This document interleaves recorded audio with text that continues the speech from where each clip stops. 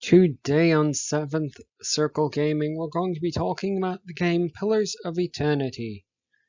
So let's get started, and here's the disclosures. Take a look at them. Pause the video if you want to read them a little more closely. Right now, we're going to move right along to a couple of screenshots of the game showing off things like how the game world looks. And then we'll go right on to Immersion. Obviously, from the last screen you saw, the game is an isometric perspective. There's a linear chain exploration areas. Now, they can be gone back to if, say, the player wants to go back to an earlier level once they're more skilled and have more abilities. Now, the game also tries to use story to immerse players in its game world. And these are scattered randomly throughout the exploration areas. And on the plus side, there doesn't seem to be an obvious good or evil. All of the story is morally gray areas, and it's fine with that. There is a fair amount of agency that the game provides players. They can customize characters in a variety of ways. Most of the classes are pretty standard for the genre.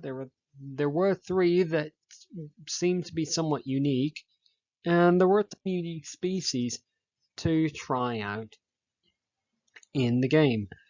And the game world, it does present some statistics for players to examine to attempt to immerse them.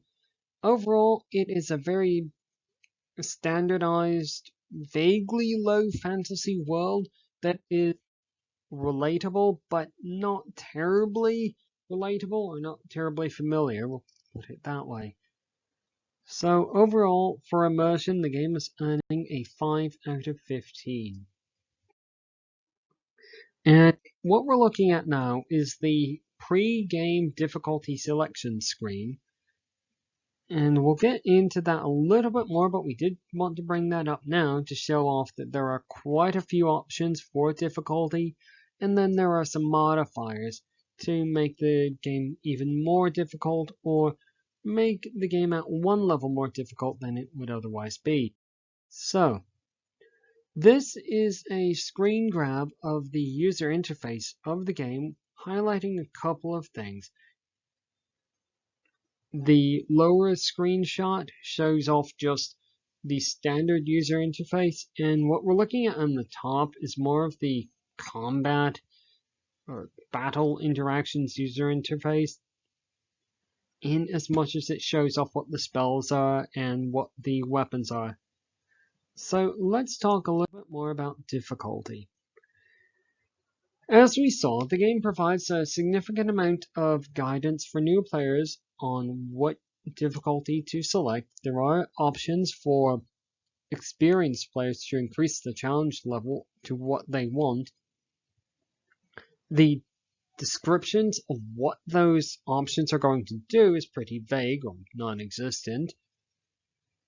And the user interface is clear enough, although it does benefit from some learning by doing, clicking around and seeing what they do.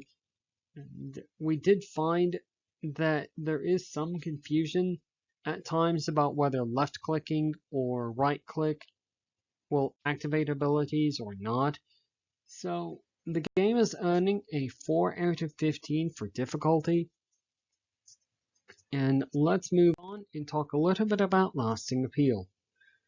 And lasting appeal for a game like this, where it is the first in a series of games, is somewhat difficult because it depends a lot on whether or not the player is going to go on and play the sequel, or just stick with the first one, or whether the player is going to try this game out because it might have a lower cost than the sequel.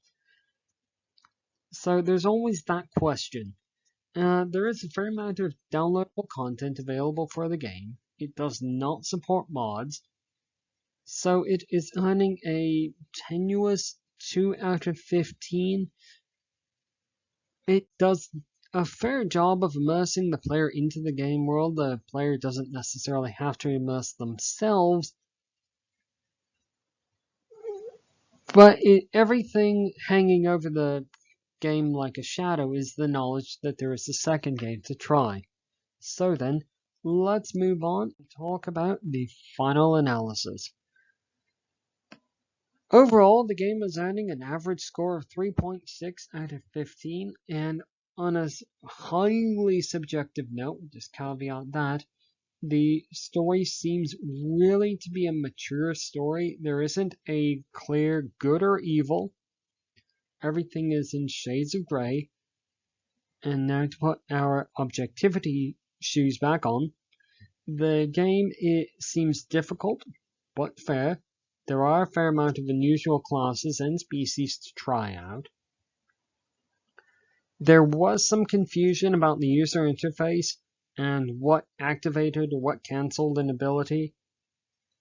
And there is the question of the sequel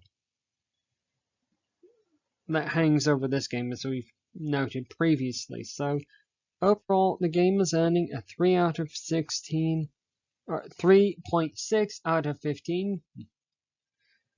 And thank you very much if you made it all the way to the end of the video. Please, I am open to suggestions for additional games to cover. I do have some that are in the works now, but we are perfectly willing to take suggestions, do the other YouTube things, and goodbye.